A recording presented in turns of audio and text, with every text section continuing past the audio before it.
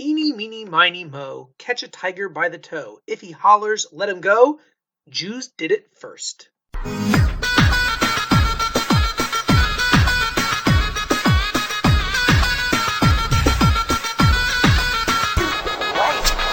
It's Rabbi Yossi.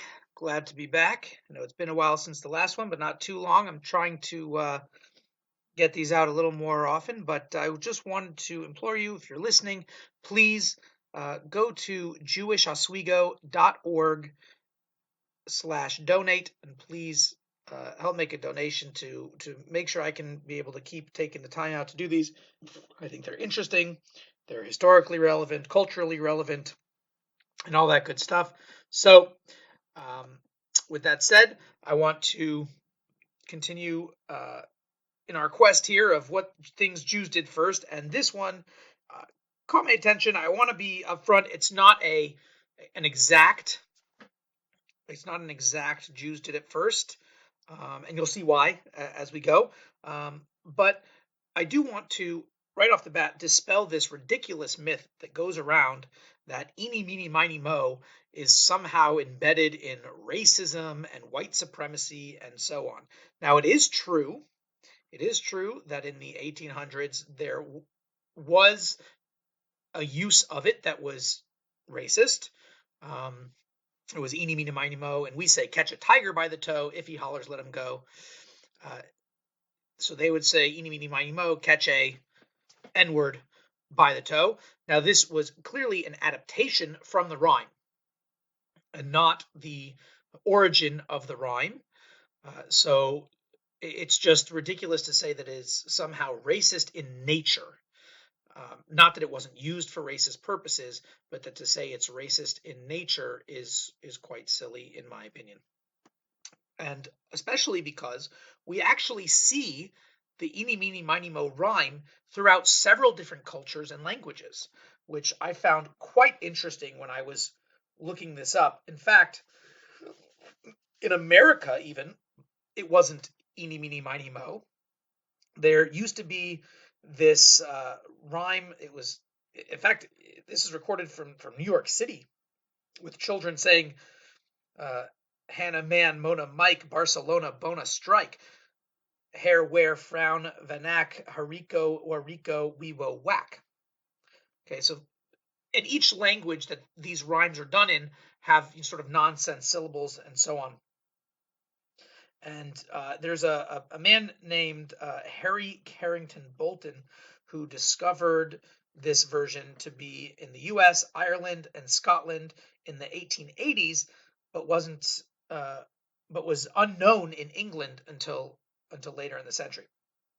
Now, there's also a similar German rhyme, which was "Ene tene mone me, pastor lone bonestray, ene funa herke berke, ver vi vo vas."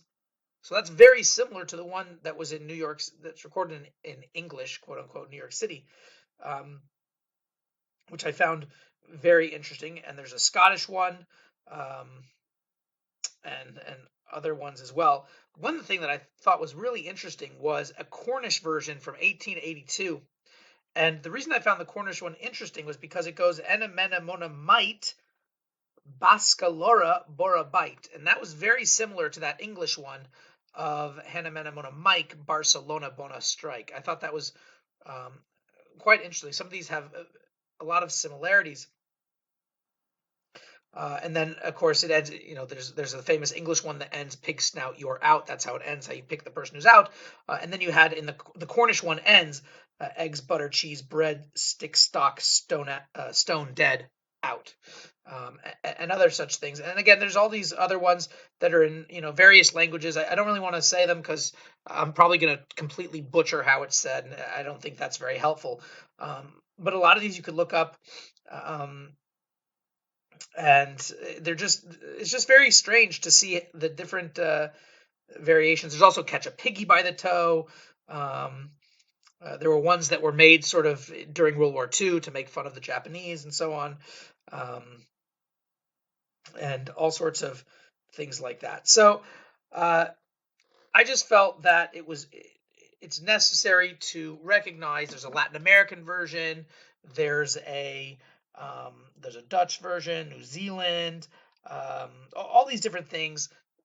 So I certainly felt to say that it's racist in nature. There was, I guess, this famous court case against, I think it was American Airlines, if I'm not mistaken, or maybe it was Southwest, or one of the flight attendants had said, "Eenie, meenie, miny, mo, pick your seat and let's go," or something along those lines, which was, obviously meant just in jest. And apparently there were some African American uh, passengers, and they tried to sue the airline because they were being racist and insensitive.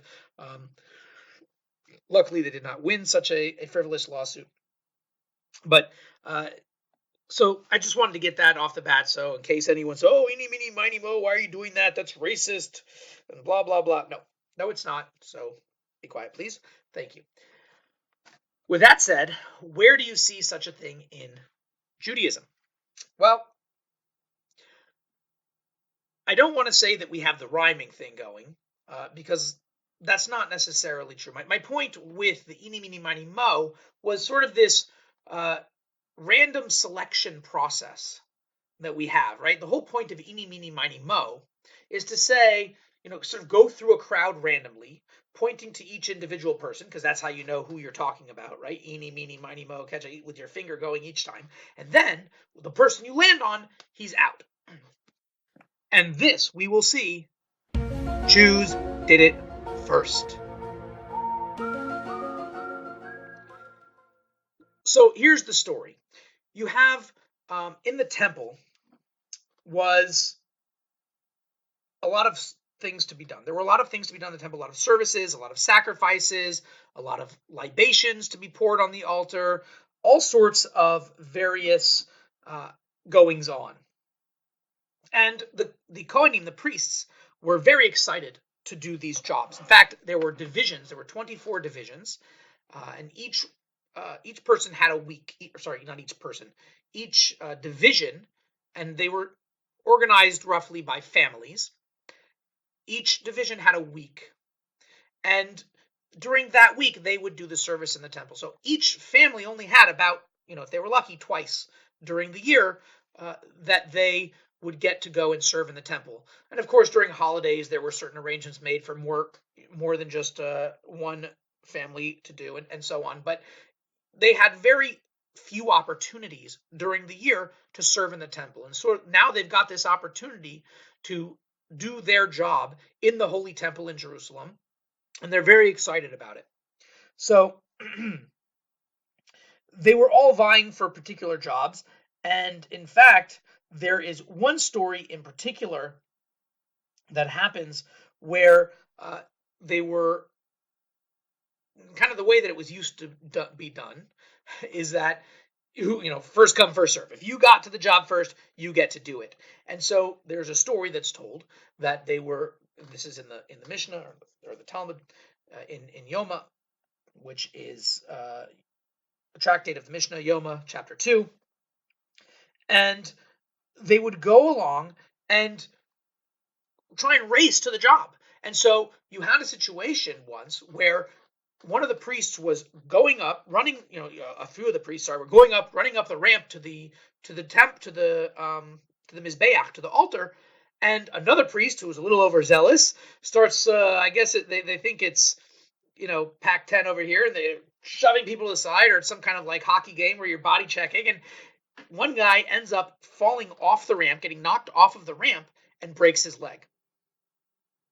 This obviously had to be put to an end, because it's bad enough that you're running and trying to compete and push people out of the way and shove people out of the way in the Holy Temple itself.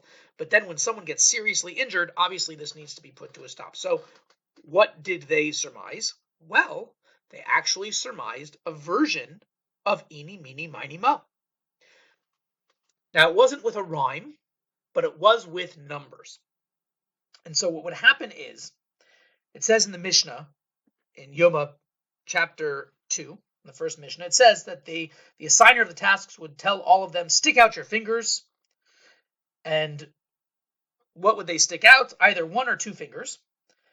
And they wouldn't stick out their thumb, because the thumb it says it's improper to stick out the thumb in the temple. Now, the thumb's kind of cheating because you could argue that, well, I was counting it, I wasn't counting it. If it landed on you, if it landed on the next guy, you say no, but I was holding out my thumb, so you should have counted that as well.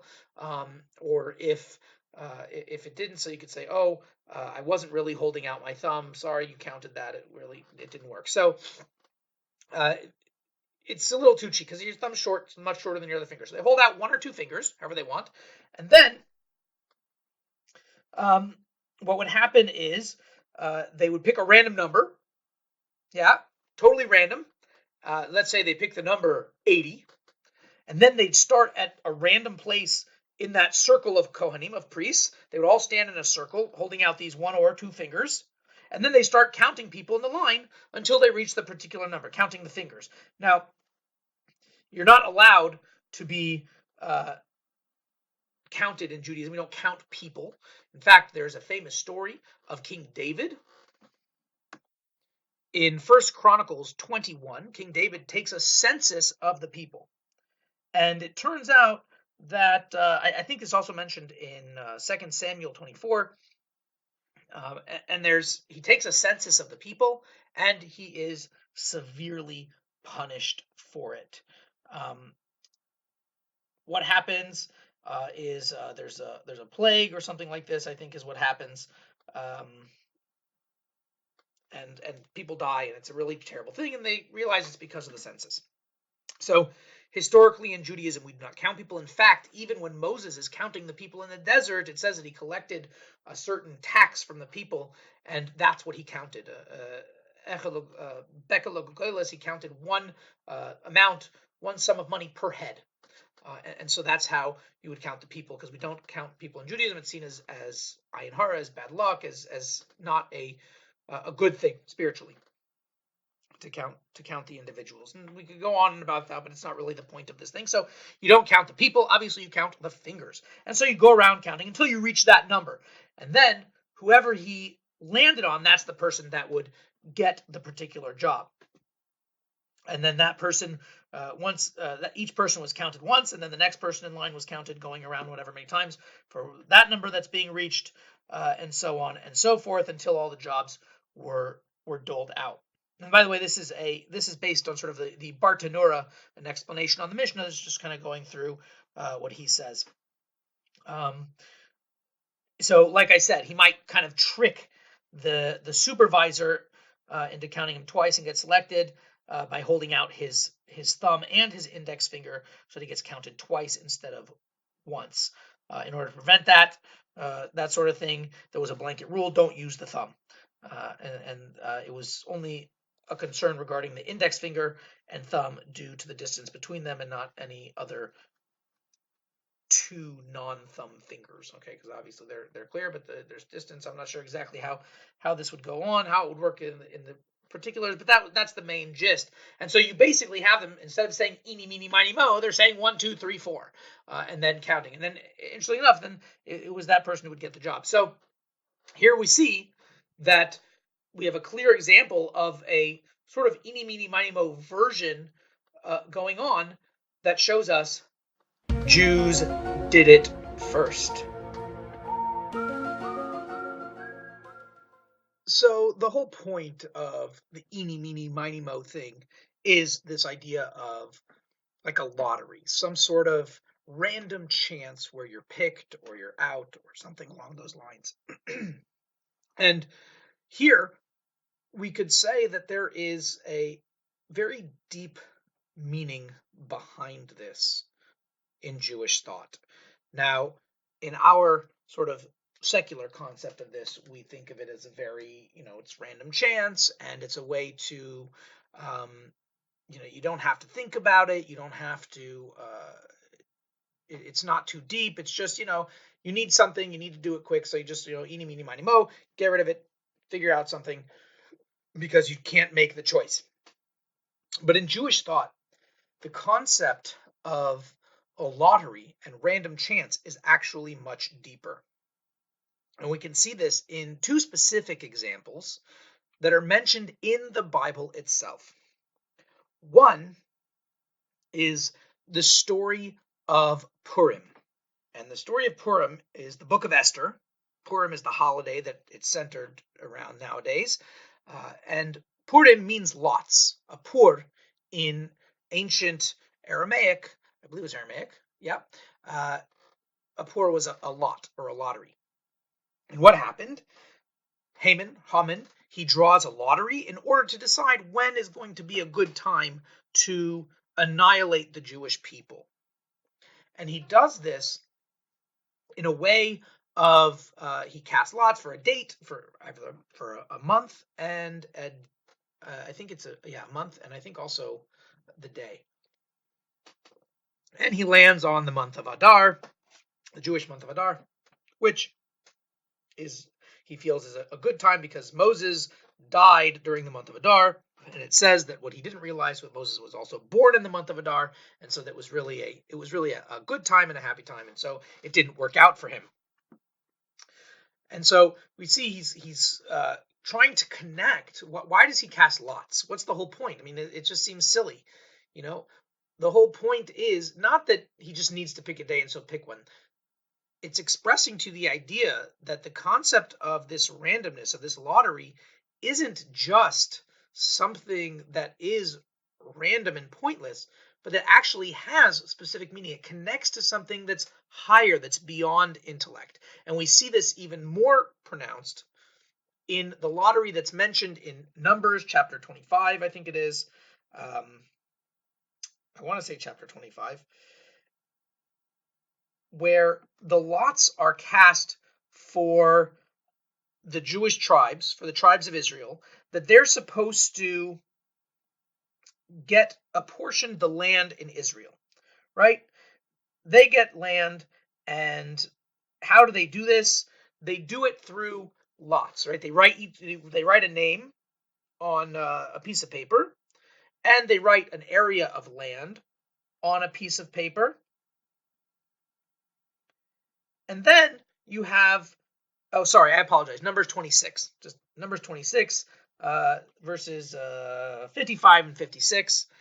They write the names of the tribe on the piece of paper, then they write the name of the land on the piece of paper, and they pick out, okay, this land, this tribe, it's a match. Now, something that's interesting that happens is it doesn't just say that they took these lots. It actually repeats it, and it says something very interesting. It says, Ach like that it'll be through a lottery to apportion the land. But then in the very next verse, in 56, it says, Al pi hagarl, which also means through a lottery. But al pi literally means by the mouth or on the mouth. And so the Midrash explains why this repetition and the change in language, because the lottery ticket itself spoke out and pronounced who was getting which portion of land. So there was a miracle that occurred. Both of these stories show us, especially this one, that we have a connection to God that isn't just rational. It's beyond reason. And when we're using reason and logic and trying to figure out ways, right? For instance, you're trying to pick something, you're trying to do something, you're using your rational mind, that can only take you so far because we are created beings, and so we can only reach that which we have within us, right? So if we're only using a finite intellect to understand something, so then we're only going to reach that finite understanding. Even it might be very deep and very high and so on and so forth, but it's only going to be so far. The concept of a lottery is to say, this is not going to be determined through rational thought. This is not going to be determined by my limited vessel of a brain. And so therefore, there's a lottery, in order to go beyond what we're capable of, to reach higher than intellect. Even though we think of a lottery as maybe lower than intellect, the truth is when you're dealing with holiness, it's the exact opposite. It's beyond, it's higher. And so that's why Haman in the Purim story has to go to the lottery because he wants to affect a bad thing to the Jewish people who are connected to God, right? So according to reason and logic, we're God's people. That's not going to work. You have to reach beyond that. You have to reach up in the spiritual realms that go beyond any logical reason for God to be connected to the Jewish people in a positive way, right? Because we're his chosen people and so forth. And this actually extends also to the concept of being the chosen people themselves. It's explained in Kabbalah, in Hasidic philosophy, that God chose us. Right? What does that mean? Right? When you have a choice, if you have a choice between, let's say, chocolate and vanilla ice cream, and it turns out, chocolate, it's a little bit more bitter. It's not really your favorite, but vanilla, oh, geschmack, you love vanilla. It's wonderful. So you're not really making a choice to choose vanilla because you have a logical, rational reason to choose vanilla over chocolate. You like vanilla more than chocolate. Hey, red wine versus white wine, whatever it happens to be. But let's say that you have 2 cans of Coca-Cola next to you. They're the exact same kind of cans. They're from the same package. It's the same Coke. And you're deciding which one of these cans will I take. And you pick one versus the other. When you have 2 things that are absolutely identical, then you choose one of them. That's a choice. That's a real choice because now you're exercising. You could literally take either one, and yet you're choosing one versus the other. And so when God chose the Jewish people, he chose,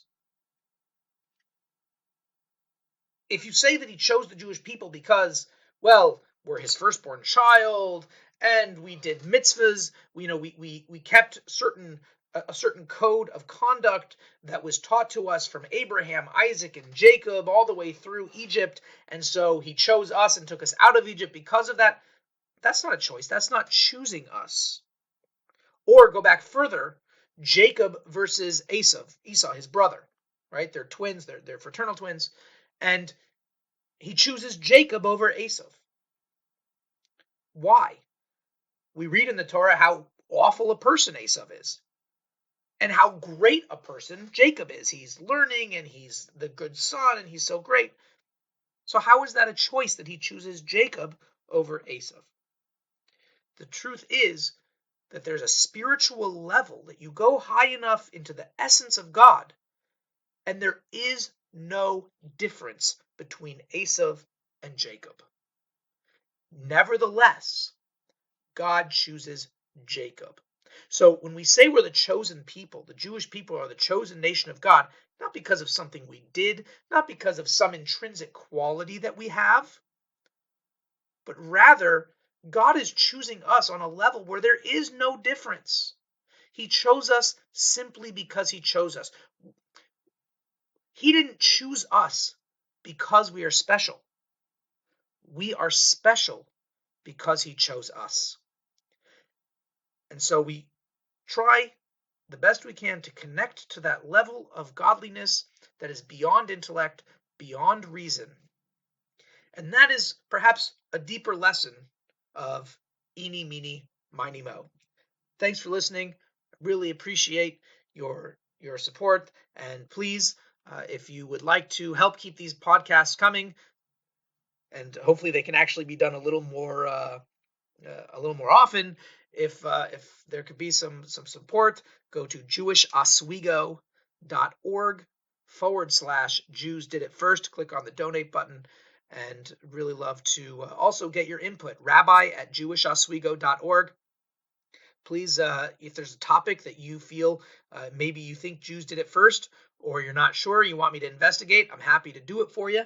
So drop me a line, or on the Facebook page, Jews Did It First, there as well. All the best. Shabbat Shalom.